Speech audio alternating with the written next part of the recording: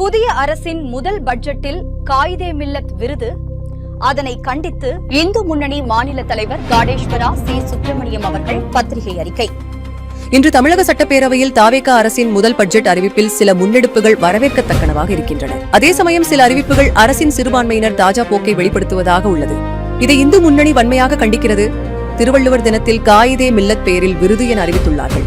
இது சர்க்கரை பொங்கலுக்கு வடகரி என கேலியாக சொல்வது போல் இருக்கிறது. இது தெய்வ புலவர் திருவள்ளுவரை அவமதிக்கும் செயலாகும் என்பதை தமிழக முதல்வர் திரு ஜோசப் விஜய் உணர வேண்டும். காயிதே மில்லத் கொள்கை மதத்தின் அடிப்படையில் தேச பிரிவினையை ஆதரிப்பதாக இருந்தது. பாகிஸ்தான் பிரிவினையை பகிரங்கமாக ஆதரித்தவர் இந்த காயிதே மில்லத். மேலும் அழுதுகொண்டே பாகிஸ்தானை முஸ்லிம்கள் பெற்றார்கள். இந்த நாட்டில் தங்கியுள்ள இஸ்லாமியர்கள் சிரித்துக் கொண்டே இந்தியாவை இஸ்லாம் மதத்தின் நாடாக மாற்றுவோம் என்று பேசிய முஸ்லிம் லீகின் தலைவராக இருந்தவர். காயிதே மில்லத்தின் தமிழ் மீதான பற்று எப்படிப்பட்டது என்பதை அவரது செயல்பாடு காட்டிக் கொடுக்கிறது. திமுகவின் சிறுபான்மை தாஜா போக்கில் தாவேகா செல்வது தமிழகத்திற்கு ஆபத்தாகும். திருக்குறள் தந்த திருவள்ளுவரின் தெய்வீக வாழ்வியல் முறையை போற்றி வாழ்ந்த தமிழறிஞர்களை இந்த ஆட்சியாளருக்கு தெரியவில்லை. ஒரே கல்லில் இரண்டு மாங்காய் என்பது போல தமிழையும் சிறுபான்மையினரையும் மையப்படுத்தி காயிதே மில்லத் பெயரில் விருது அறிவித்திருப்பது தமிழையும் தெய்வ புலவரையும் அவமதிக்கும் செயலாகும்.